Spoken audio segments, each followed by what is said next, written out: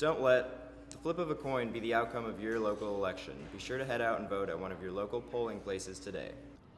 Walking up to a stranger and striking up a conversation is a practice that many people seem to have abandoned. However, for University of Illinois student Jason Yu, this practice is the driving force behind his passion project, the Facebook page Humans of Champaign-Urbana.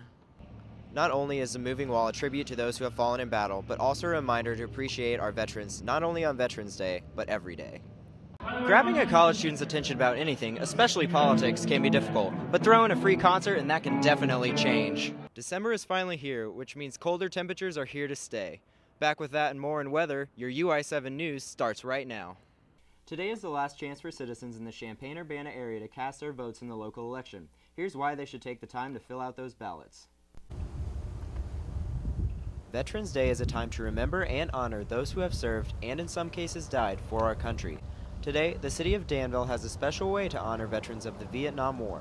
The moving wall has been open to the public 24 hours a day, rain or shine, since last Thursday and will remain so until the end of the day. The moving wall is a half-size replica of the Vietnam Veteran Memorial in Washington, D.C., and since being founded in 1984 has been displayed over 1,300 times.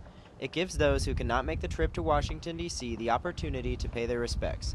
One such person is Richard Wrench, a career Army man who served in Vietnam as a staff and platoon sergeant. A particular block in the wall has people who were assigned to my platoon who ended up getting killed in Vietnam, and I kind of respect that block.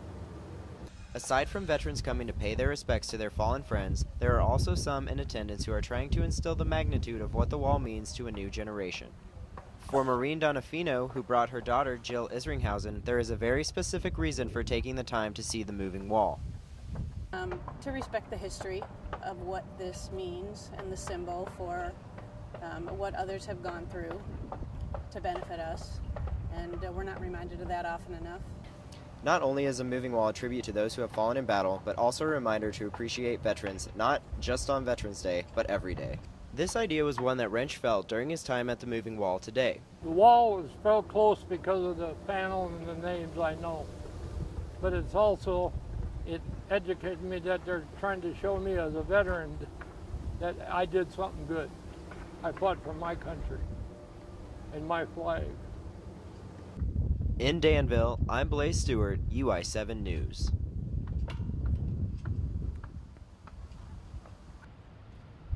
It's the time of year when your voice can be heard in a meaningful way and you can make a difference in your community. It's not through a Facebook status, tweet, or Instagram picture, but through voting in your local election. Gibson Worth, who is helping run the Champaign County Clerk polling place in the basement of the Illini Union, believes that voting in local elections is a huge part of making changes happen in a local area. I would say that you live here and the things that happen here involve you and affect you. And if you want, you have a say in that. Through Sunday, more than 11,000 people have voted earlier through absentee ballots in Champaign County. However, according to Champaign County Clerk Gordy Holton, there is no way to know for sure exactly what the voter turnout will be in a local election. We have enormously variable turnout in Champaign County depending on what the election is.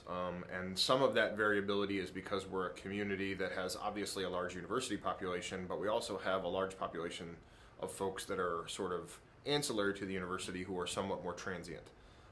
While it might be difficult to predict the number of voters, there are expected to be some tight races this year, including the vote on the school referendum. It's important for those invested in these issues to go out and vote. Otherwise, the tight races could be decided in an unusual way. In Champaign County, we've got some history of very close elections. We have a county board primary in 2006 where two candidates tied with 792 votes each. And after a lot of back and forth, state law dictates that those races that end up tied are decided by a coin toss. So one candidate won and one candidate lost on a coin toss. Don't let the flip of a coin be the outcome of your local election. Be sure to head out and vote at one of your local polling places today. People who live here feel the after effects of what's going to happen today for the next 2 to 4 to 6 years. And I think that they should keep that in mind when considering whether they should vote today. In Urbana, I'm Blaize Stewart, UI7 News. Hit the lights, cue the band, and get ready to rock. Rock the vote, that is. The Illinois Student Senate has teamed up with several groups on campus in order to get college-age students excited and involved in the upcoming November elections. Those who attended the Illini Rock the Vote event were not only treated to a free concert, but also offered the opportunity to register to vote. College sophomore and political science major Johanna Kruzbrink thinks events like these are exactly what college students need to get their political participation up. I think it's just a really great idea because, I mean, you get to go enjoy music for free on like a Friday afternoon, Friday night, and at the same time, maybe if you're not registered to vote in the university area, you can just get it done with. One of Rock the Vote's organizers, Laura Reimers, believes that this approach has a better chance of engaging students' interest than more traditional methods. So usually you're standing on the quad with a clipboard and you're just asking people to take time out of their day to stop and register to vote or like talk to them about your candidate. But here we bring music, which is something students are interested in, and combine it with politics and make it something that's fun for them and it's more interesting. Volunteers use the interest in the concert to register students to vote and discuss politics briefly, something which can only help improve the chances of increased political participation from college students. I know I interned on a political campaign last semester, and during the primaries there was 54 university students who voted on campus for the Democratic primaries. So obviously voter turnout for youth voters are very low, and events like this does wonders to register voters, because who doesn't love music? Grabbing a college student's attention about anything, especially politics, can be difficult, but throw in a free concert and that can definitely change. In Urbana, I'm Blaize Stewart, UI7 News.